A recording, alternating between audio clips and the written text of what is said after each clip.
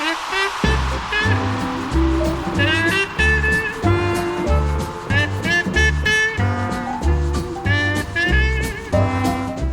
Dustin Tibbetts here, financial advisor with Jazz Wealth Managers. Are you married? Right? Are you gonna get married? Are you engaged?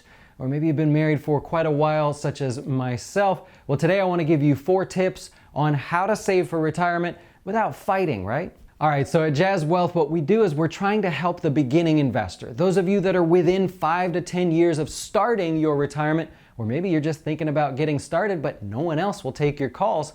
So that's what we do. Check us out here at jazzwealth.com. Look, the first tip I want to give you is regarding your Roth IRA. If that's the account that you and your wife have opened, or your husband, or both, whatever, then what we want to do is know that individual retirement accounts actually are in the individual's name. The I in IRA stands for individual. See, there's no such thing as a joint individual retirement account. See how that doesn't make sense? So what happens is your retirement account is in your name and your spouse is your beneficiary.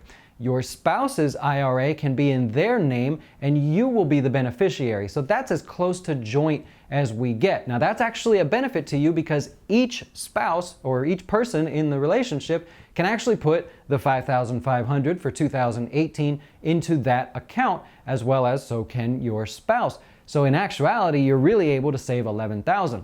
Here's a great example. If each of you saved $50 a week in your retirement accounts, let's use a Roth IRA for example, you did that for 35 years and you invested it aggressively. Well, at the end of the 35 years, each of you would have over $600,000 in your account. And that's only $50 a week, or $200 a month is what the average is roughly. So is that enough, right? I'm actually going to be doing a video very soon on how to calculate exactly how much you need to save for retirement. Like, instead of guessing and just throwing random money towards it, how do we figure out the exact number? So stay tuned to our channel for that. Be sure to subscribe and hit the little alarm bell there so you can see when that video pops up. Okay, so that's the first tip. Be sure that both of you know that yes, you each have accounts in your own names, but yes, you are both the beneficiaries, so nobody thinks there's any games being played there. Okay, the second tip that I want to give you here today is on your budget, right? So when we save for retirement, if your budget is a mess, then you're really going to have a hard time saving for retirement. Now, our clients all get access to what's called Nest Egg, and this on the surface looks like a very simple little sort of personal finance app, but under the hood, it can go down to the last penny. We can plan for every last event that can happen in your life, but let's start with the budget. So what Nest Egg does is when you link your checking account, savings account, high interest savings, whatever you may have, it actually goes through and tracks what you're spending money on and says, all right, 10% goes here, 5% is going here. You don't actually have to do any work if you don't want to. So what happens is married couples tend to not talk about their budget because you're busy, she's busy, or he's busy, and you just don't have time. You want to love each other, you don't want to talk about money. Well, if that's already done for you, then all you have to do is take a look at where your money's being spent. So I always tell our clients to budget going forward. Don't budget by looking backwards and saying, well, we need to cut this out or cut that out. That's like a bad diet, right? So if you start cutting foods out of your diet, you're bound to slip up and put that back in your diet. So let's look forward. Let's see how you're spending your money and then go, well, we don't really need to spend that much on this or that, or we can start looking forward and saying we have events that are coming up, birthdays or certain holidays that you want to spend your money on, instead of looking backwards. So always budget forward and don't budget like you diet. Okay, the third thing I want you to do is both of you to take a look at any workplace retirement plans that you have. See if there is a match, meaning if you put some money into your workplace retirement, like a 401k, do they give you anything? Even if it's $1, it's still free money. You have to put the money in there. Now look, we don't sell anything at Jazz Wealth. Only thing that we have to sell is ourselves. So what I always tell people is, even though it doesn't benefit me, I want you to go to your workplace plan first, and I want you to see if they're willing to match any contributions. If they are, then here's what you do. You go to that workplace plan and you put only the amount that you need to get the full match and not a penny more. Don't you put $1 more in that 401k.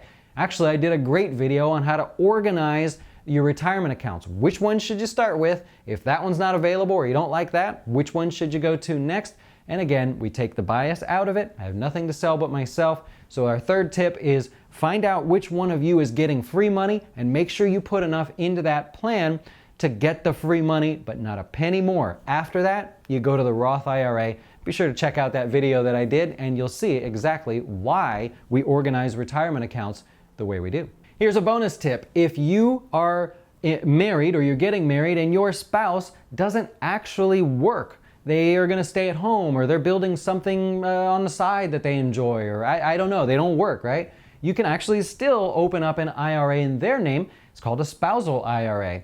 And basically what it means is you, as the employed person who's working and making the income, can still contribute to your spouse's IRA even though they have no income. Pretty cool. We've done a few videos on that. Be sure to check them out. All right, and the fourth tip is kind of silly, but the fourth tip that I have for you as far as saving for retirement without fighting is take one day a month and go somewhere relaxing. Have a financial dinner date. Have a financial cup of coffee. If it's Starbucks or a nice dinner, go out with the intention of having fun, sharing some good stories, but taking a minute to catch up with your finances. Now, we want to do this in a place that you both find relaxing and just kind of enjoy talking about your money. Remember, we're budgeting going forward, so we'll be able to look at what you've already spent your money on for the existing month and see how you can adjust. Are you getting the match in the 401k? Is everything going well there? Do you need some help with the investments? Do you need to add another $5, $10 towards one of your retirement accounts? Well, this will be the time while you're having something interesting to eat or drink and just sort of relaxing with each other to look at it and say, you know, can we do another $5 towards a Roth IRA? Yes or no? And if so, make that adjustment. That $5 adds up. I can't tell you how many clients of ours always increase their contributions by just $5, and it adds up over time. Well, tell me how this goes for you. Do you and your spouse talk about money? Me and my wife talk about money all the time, but we enjoy it, right? It's sort of relaxing at this point. Let me know if you and your spouse talk about money, and if so, do you find that it's fun, or does it get a little heated sometimes? Well, I hope you liked that video, and if so, then there may be another one up there that you're interested in.